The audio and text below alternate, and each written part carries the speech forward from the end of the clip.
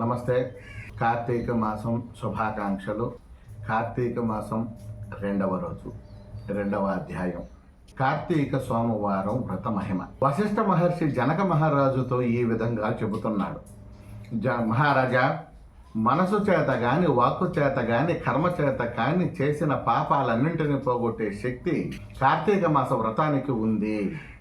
త్రికరణ శుద్ధిగా ఈ వ్రతాన్ని ఆచరించిన వారు తప్పనిసరిగా కైలాసాన్ని చేరుకుంటారు.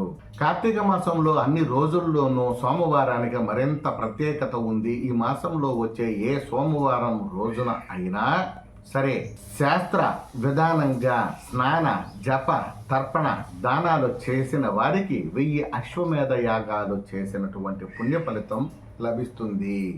సోమవార వ్రతం 6 రకాలుగా చేయవచ్చు. అవి ఏమిటంటే, 1వ విధానం ఉపవాసం.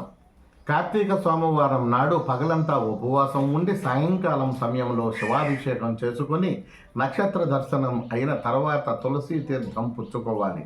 మరునాడు ఉదయం పూజ పూర్తయిన తర్వాత బ్రాహ్మణులకు భోజనం పెట్టి తాను భుజించాలి. 1వ విధానం.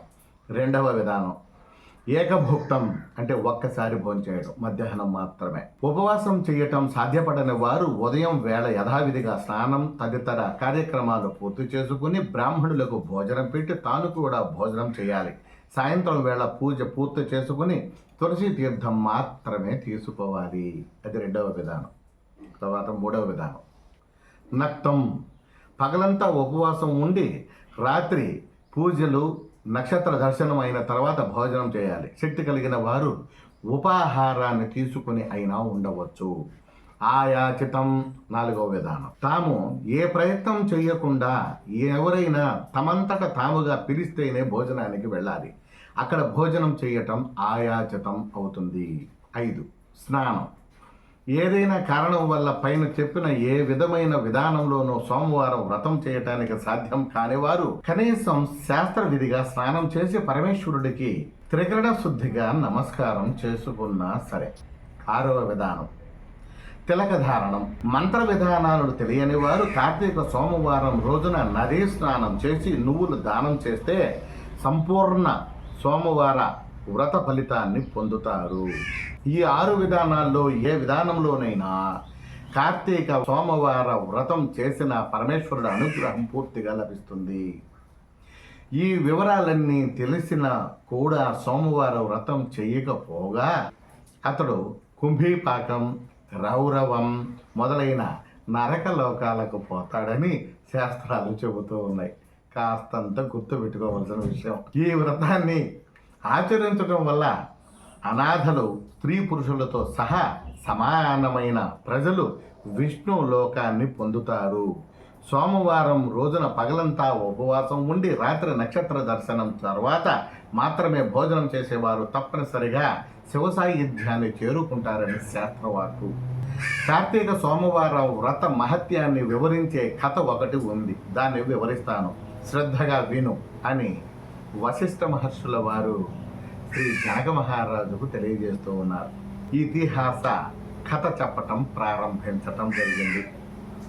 సోమవారం వ్రత ఫలితంగా కుక్కకు మోక్షాన్ని పొందినటువంటి అద్భుతమైన కథ. పూర్వం కాశీ దేశంలో ఓ బ్రాహ్మణుడు ఉండేవాడు.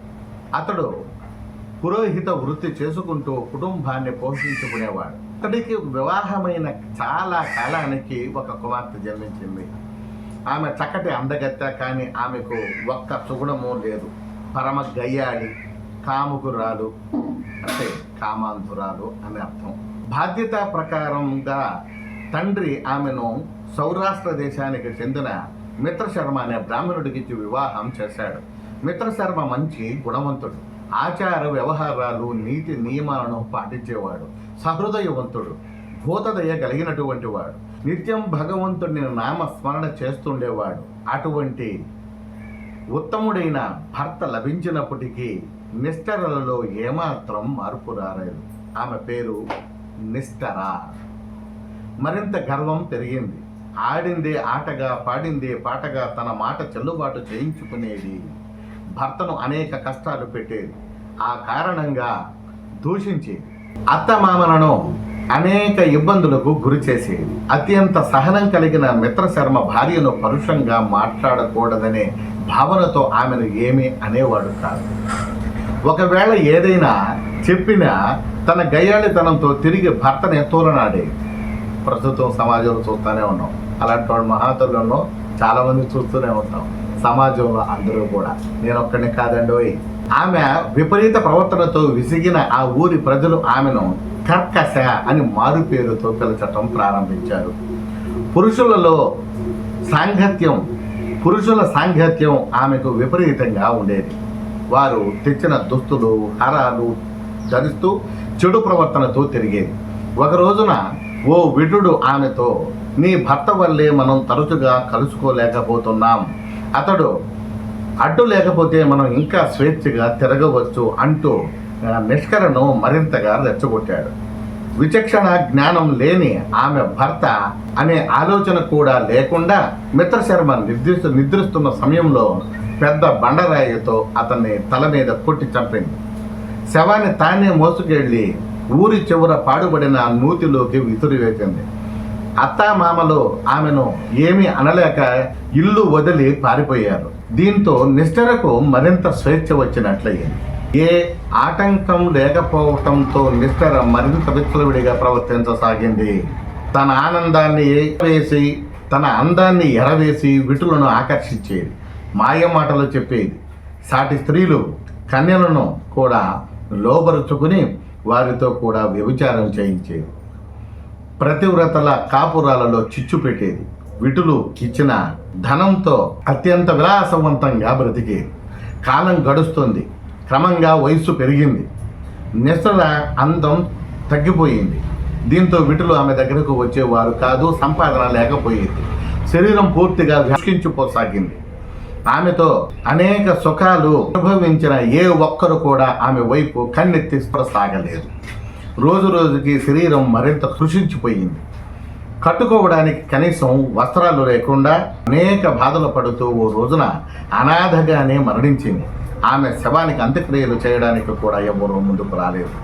యమదూతలు ఆమె జీవిని నరకానికి తీసుకువెళ్ళి యమధర్మరాజు ముందు హాజరుపరిచి ఆమె చేసిన పాపాలకు గాను యముడు ఆమెకు అత్యంత కఠినమైన శిక్షలు విధించాడు.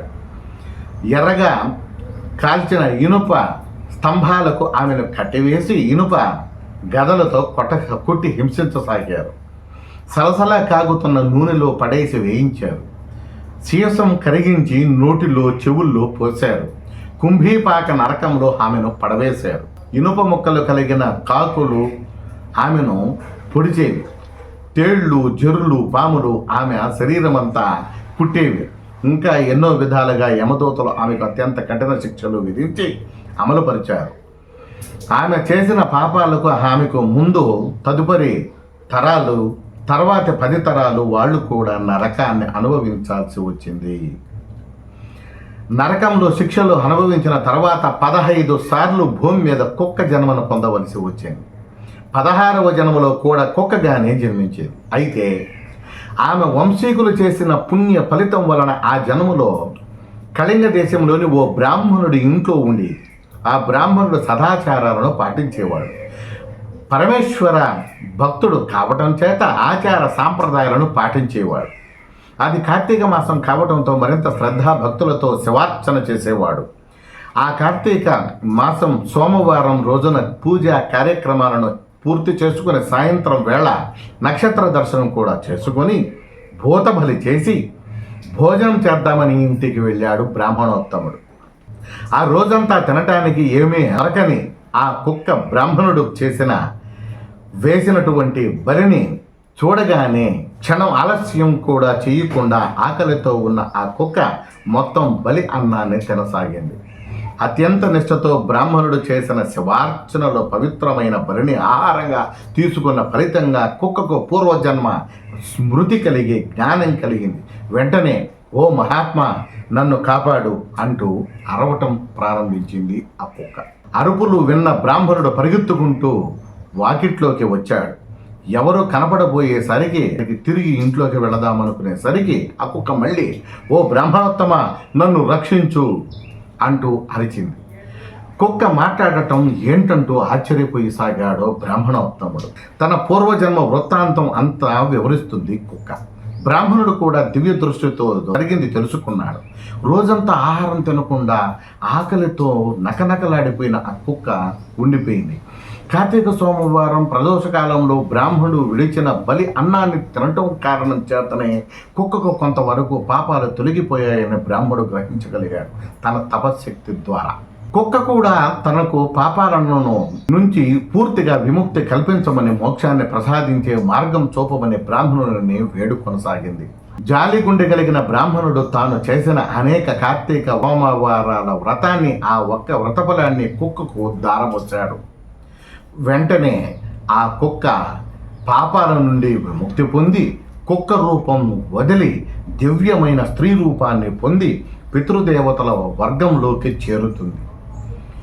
స్వర్గం నుంచి వచ్చిన విమానం ఎక్కి అక్కడి వారు అందరూ చూస్తుండగానే పుణ్యక లోకాలకు చేరుకోసాగింది. ఎవరు?